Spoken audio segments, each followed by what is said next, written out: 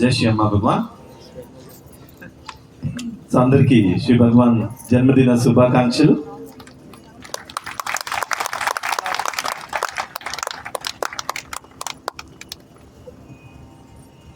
శ్రీ భగవాన్ March 7th 1949లో జన్మించున్నారు. So అప్పటి నుంచి ఇప్పటిదాకా చూస్తే సుమారు 76 సంవత్సరాలు శ్రీ భగవాన్ ఈ భూమి మీదకి వచ్చి జరిగింది.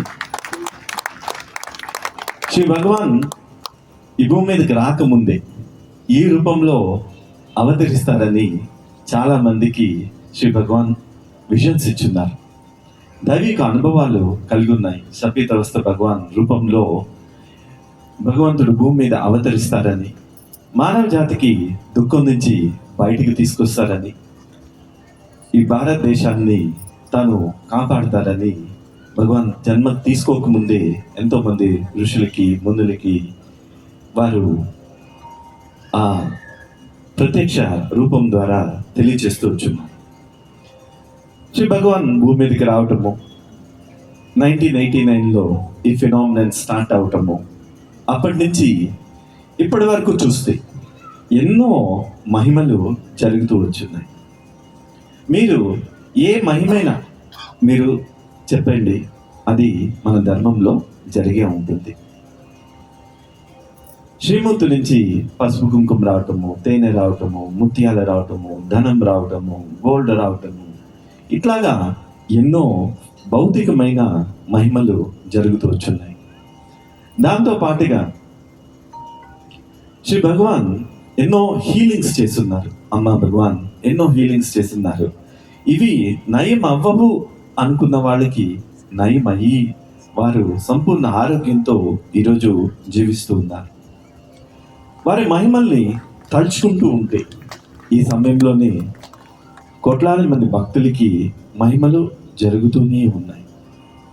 భారతదేశంలో మూలన శ్యామ భగవాన్ శ్రీమూర్తి కనిపిస్తూ ఉంటుంది.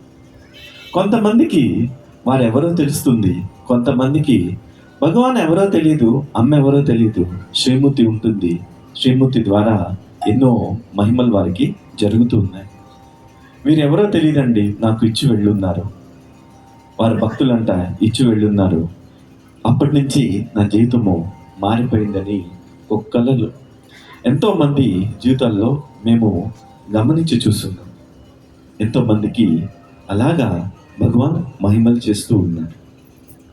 వారి యొక్క జ్ఞానము, టీచింగ్స్, శ్రీ భగవాన్ యొక్క టీచింగ్స్ మీకు ఈ సమయంలో ఏ గురువు ఏ అవతారం కూడా ఇలాంటి టీచింగ్స్ను ఎవరు కూడా బోధించలేదు. వారి యొక్క ఆ విశేషమైన టీచింగ్స్ మనకి మనసు నుంచి విడుదలని కలుగు చేస్తూ ఉంటుంది. ఇప్పటి వరకు మీరు ఏ టీచింగ్స్నైనా మీరు చూసి మన ధర్మంలో ఇలాంటి టీచింగ్ ఇంకెక్కడైనా ఉందని పోల్చి చూస్తే మీకు ఎక్కడ కనిపించదు. పదాలు ఒక్కలాగే ఉండొచ్చేమో కానీ వాటి యొక్క అంతరార్థము, వాటి యొక్క అనుభవము వేరువేరుగా ఉంటూ ఉంటుంది. వారి యొక్క జ్ఞానము, వారి యొక్క ప్రక్రియలు, అమ్మ భగవాన్ మీకు ఒక దైవిక అనుభూతి ఇస్తున్నారు. ఒక మనిషికి తన యొక్క గత జన్మలో జరిగిన దోషం గురించి చూపిస్తున్నారు అంటే ఇది సాధారణమైన విషయం కాదు.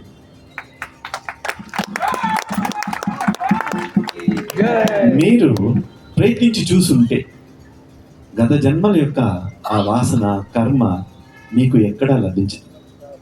అది చాలా క్లిష్టమైనది. చాలా మంది భక్తులకి ఇది లభించి ఉంది.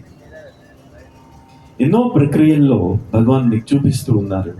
మీ ఆలోచనలు మీకు కావని, వ్యక్తిత్వాలు వస్తూ ఉంటాయి వెళ్తూ ఉంటాయని బోధిస్తూ ఉన్నారు. మీరనే వ్యక్తి లేనే లేరు, మీరు ఒక మాయలోనే జీవిస్తూ ఉన్నారు. ఇవన్నీ శ్రీ భగవాన్ మనకి వారి యొక్క ప్రక్రియల ద్వారా వాస్తవ అనుభవంగా మనకి మారేటట్టు చేస్తూ వస్తున్నారు.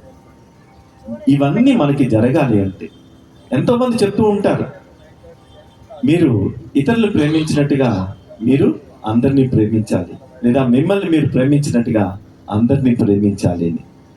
అందరూ మంచి విషయాలు చెప్తారు, ఆచరణలోకి ఎవరు తీసుకురారు. ఆచరణలోకి తీసుకొచ్చేటట్టుగానే ఉంటే ఈరోజు ఎంతమంది గురువులు, ఋషులు, మునులు అవసరమే లేదు. ఎవరో ఒకరు ఉంటే సరిపోతుంది. అది సాధ్యం కాదు కాబట్టి భగవంతుడు మళ్ళీ మళ్ళీ మళ్ళీ మళ్ళీ అవతారాలు తీసుకొని వచ్చి సహాయం చేయడానికి ప్రయత్నిస్తూ ఉన్నారు. మనిషి యొక్క మనసు అంత క్లిష్టమైనది. అయితే భగవంతుడు భక్త సులభుడు. అంటే మనము చాలా సులువుగా వారి యొక్క అనుగ్రహాన్ని పొందొచ్చు. మహిమ ఏ రూపంలోనైనా సరే మీకు అందుతుంది. అయితే అన్నిటికన్నా ముఖ్యమైనది వారితో అనుబంధము. వారు మీరు వారిని తలుచుకోగానే వారు మీ దగ్గరికి రాగలగాలి. అట్లాంటి ఒక స్థితి మీకు కలగాలి. భగవంతుడు మీకు సొంతం అయిపోవాలి. అది స్వర్ణయుగంలోకి ప్రవేశించడానికి మొదటి అడుగు. ఇప్పటికీ చాలా మందికి ఈ అనుభవాలు కలుగుతున్నాయి. ప్రార్థన చేసినప్పుడు అమ్మ భగవాన్ యొక్క ఉనికిని, వారి యొక్క చైతన్యాన్ని అనుభూతి చెందుతున్నారు. అక్కడ ఆ సమయంలో ఒక కష్టం ఉన్నప్పుడు ఆ కష్టం నుంచి బయటికి రావడం అనేది జరుగుతుంది. అంటే ఏమిటే దాని అర్థము? అక్కడ భగవంతుడు మన ప్రార్థన విని మన తోడుగా ఉండేదానికి, సహాయం చేయడానికి ముందుకు వస్తూ ఉన్నారు. అందుకే మనలో పెద్దలు చెప్తూ ఉంటారు, దైవం మానుష రూపేణ అని. భగవంతుడు సహాయం చేయాలి అనుకున్నప్పుడు ఒక మనిషి రూపంలో వచ్చి సహాయం చేస్తూ ఉంటారు. ఆ మనిషి ఎవరో మీకు తెలియదు, ఎందుకు వచ్చాడో కూడా తెలియదు. మీకు సహాయం అందుతుంది, మీరు ఆ సమస్య నుంచి బయటకు వస్తారు. ఆ మధ్యన ఒక భక్తురాలు ఒక సంవత్సరం క్రితం అట్లాగా కేరళలో ఉంటారు. సో వారికి ఫ్యామిలీ అంతా బాగా గడుస్తుంది. భర్తకి ఒక గవర్నమెంట్ జాబ్ ఉంది, ఒక కూతురు ఉంది. సో వారికి ఒక చిన్న బొటీక్ ఉంది. అన్నీ బాగా జరుగుతున్నాయి, లైఫ్లో ఏ ప్రాబ్లమ్స్ లేవు. సడన్గా ఏమైందో, భర్తకి కరోనా తర్వాత ఏదో అనారోగ్యం వచ్చి 15 రోజుల్లో చనిపోయాడు. జీవితం అంతా తలకిందులైపోయింది. ఎక్కడ లేని దుఃఖం వచ్చేసింది. నా జీవితం ఇట్లాగా మారిపోయింది అని. ఆమె భర్త యొక్క జాబ్ గురించి ప్రయత్నించింది. అది హ్యుమానిటేరియన్ గ్రౌండ్స్లో ఇస్తూ ఉంటారు. మానవతా దృక్పథంతో ఉద్యోగాలు కుటుంబంలో వారికి ఇస్తూ ఉంటారు. అయితే ఈమెకి ఆ ఆఫర్ కూడా వచ్చిన ఇంట్లో మా అత్తగారు, ఆమె మరుదులు ఆమెకి రానివ్వకుండా, ఆ లెటర్స్ చేరనివ్వకుండా చేస్తున్నారు. ఆ డ్యూ డేట్ అయిపోయింది, ఆమెకు ఆ జాబ్ రాలేదు. భర్త నుంచి జాబ్ నుంచి వచ్చే బెనిఫిట్స్లో చాలా వరకు మనీ వాళ్ళ అత్తగారు వాళ్ళే తీసుకున్నారు. ఇంకా ఏం చేసేది లేక, జీతంలో పోరాడలేక మా అత్తగారి ఇంట్లోంచి వచ్చేసి తన బొటీక్ దగ్గరే అక్కడే మేడ మీద ఒక ఇల్లు తీసుకొని ఉంటా ఉంది. ఇట్లా జరుగుతూ ఉన్నప్పుడు ఒకరోజు ఒక తెలియని వ్యక్తి, వాళ్ళ భర్తకి ఎప్పుడో పరిచయం ఉన్న వ్యక్తి వచ్చి, మీ ఆయన నాకు 5 లక్షలు ఇవ్వాలండి, మీరు 5 లక్షలు నా దగ్గర తీసుకున్నాడు, మీరు 5 లక్షలు ఇవ్వాలి అని అడిగారు. ఇంకా జీవితము తల మీద ఒక పెద్ద బండరా వేసినట్టు ఆమెకు అనుభవం. ఎక్కడికి వెళ్తాను నేను 5 లక్షలు ఇప్పుడు ఈయనకి ఇవ్వడానికి? ఆయన చెప్తూ ఉన్నారు, ఈ రోజు లోపం మీరు తేలేదు అంటే నేను మీ షాప్ నేను తీసుకుంటాను అని దబాయించి వెళ్ళిపోయాడు. చాలా దిగాలుగా కూర్చొని ఉన్నారు. బిజినెస్ నడుస్తుంది.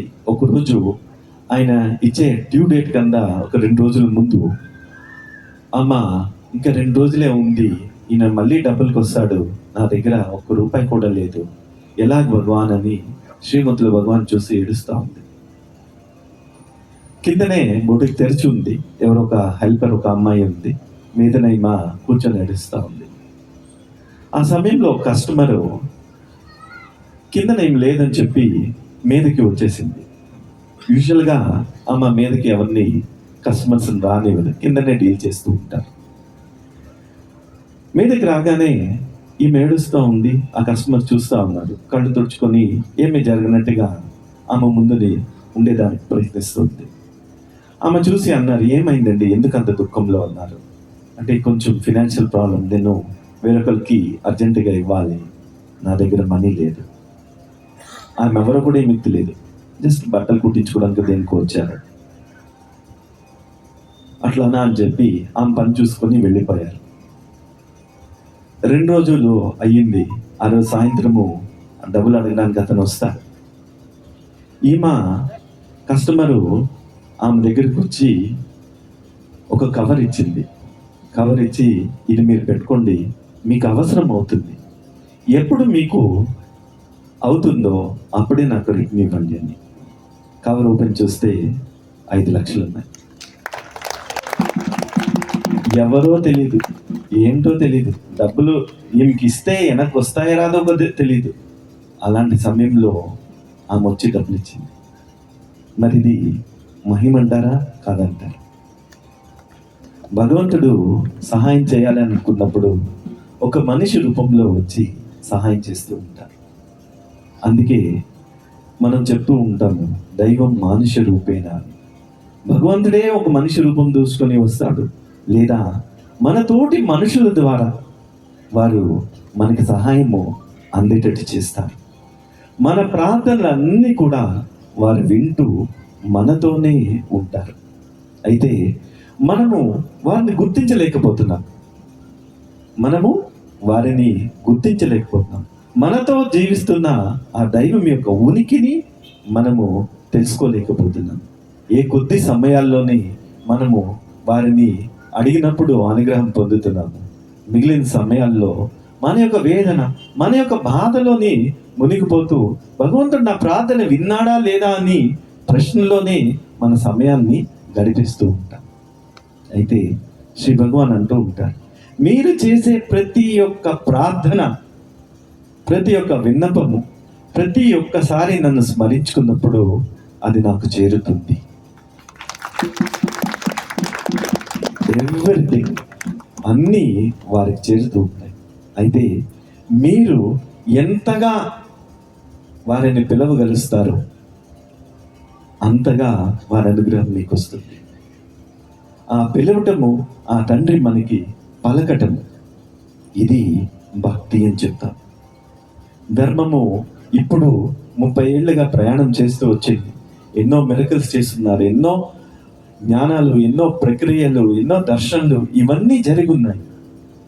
ఇవన్నీ మిమ్మల్ని పరిపక్వతకు తీసుకొని ఇచ్చి ఉండాలి. ఒక మెచ్యూరిటీ అనేది మీకు తీసుకొని వచ్చి ఉండాలి.